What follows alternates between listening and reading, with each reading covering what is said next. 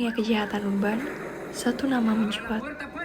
Mara Salvatrucha Tracy atau dikenal sebagai MS-13.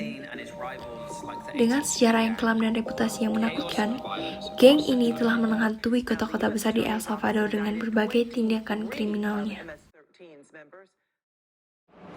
Gimana, aku udah cantik belum? Selamat siang semuanya. Saat ini saya sedang berada di Bay State Prison di Crescent City, California. Di sini saya akan mengulik kejahatan dari duo yang paling ditakuti di Amerika Tengah bahkan dunia internasional, yaitu Bonnie dan Boro. Bukan tanpa sebab, tapi kedua duo ini sangat ditakuti karena sering menyebabkan teror dan juga aksi-aksi anarkis lainnya yang bahkan menimbulkan korban jiwa di usia mereka yang masih remaja. Berafiliasi dengan MS-13 membuat keduanya tidak segan untuk melakukan kejahatan luar biasa. Tapi mengapa? Fatina hipotesis. Hipotesis pertama, mereka terlalu jelek. Di film manapun, orang jeleklah yang biasanya menjadi penjahat. Hipotesis kedua, mereka terkena Venom. Saya pernah melihat salah satu film Spider-Man, di mana Venom ini menjadi hal-hal buruk yang terjadi. Hipotesis ketiga, mereka... Oke, cukup. Sekarang saya akan masuk ke dalam untuk bertemu dengan keduanya. Tetap di garis fakta. Saya tanya, Anda pasti Bonnie dan Anda pasti Boro. Anak aja, siapa yang menyuruh ke sini?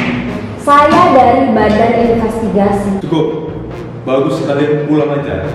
Kalian tuh sama aja sama petugas-petugas yang bodoh. Dengarkan terlebih dahulu, saya di sini ada untuk membantu kalian. Kami gak butuh bantuan kalian. Lebih baik kalian pulang sekarang. Kalian cuma punya otak kecil. Kalian gak paham apa yang kami alami di sini. Pulang sekarang. Saat ini saya sudah bersama dengan Ayah, salah satu korban tindak kejahatan dari Suwego. Ayah akan memberikan kronologi kejadian saat itu. Baik, pada saat itu seperti biasa, saya baru pulang dari tempat kerja saya. Tiba-tiba saya dihadang oleh dua remaja yang memaksa untuk memberikan tas yang saya bawa ini.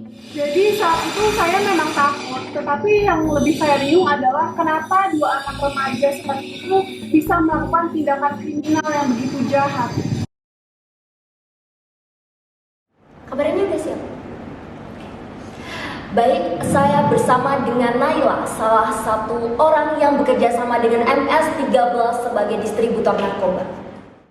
Saya kaget saat senyorita hanya menganggap bahwa hubungan saya dengan Bonnie and Boro hanya sebatas penjual dan juga penada narkoba saja. Karena sebenarnya hubungan kami lebih akrab dari itu, karena kami berasal dari tempat yang sama, kampung yang sama, yakni El Salvador.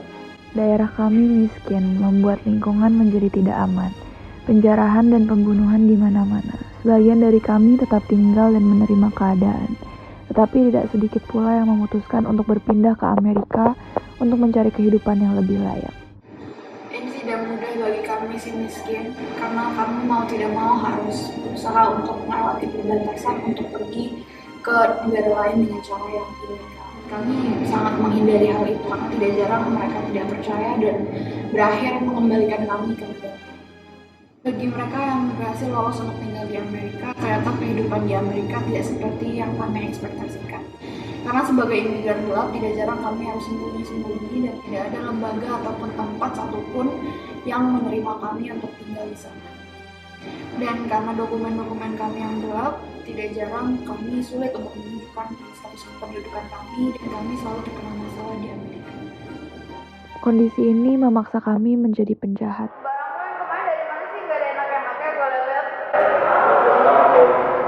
Udah ini makan aja. Mahal barangnya.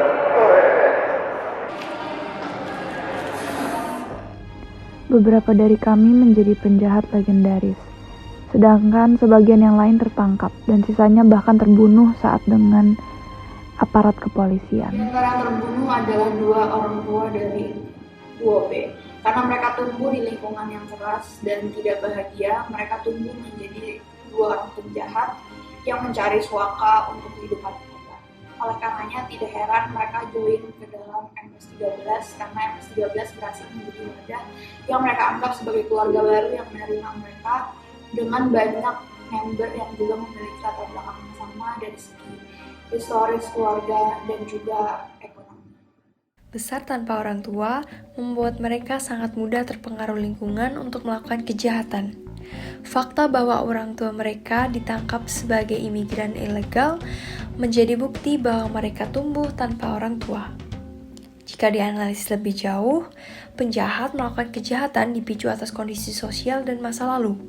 Bahwasannya, faktor lingkungan sangat berpengaruh terhadap motivasi melakukan kejahatan. Geng MS-13 berasal dari lingkungan yang serba kekurangan, baik secara finansial, pendidikan, hingga afeksi tumbuh sebagai remaja yang tidak segan melakukan tindak kejahatan demi bertahan hidup.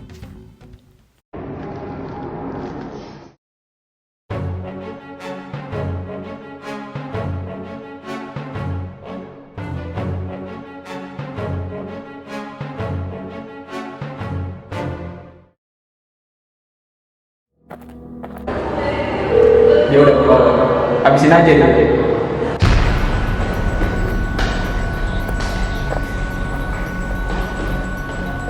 Kamu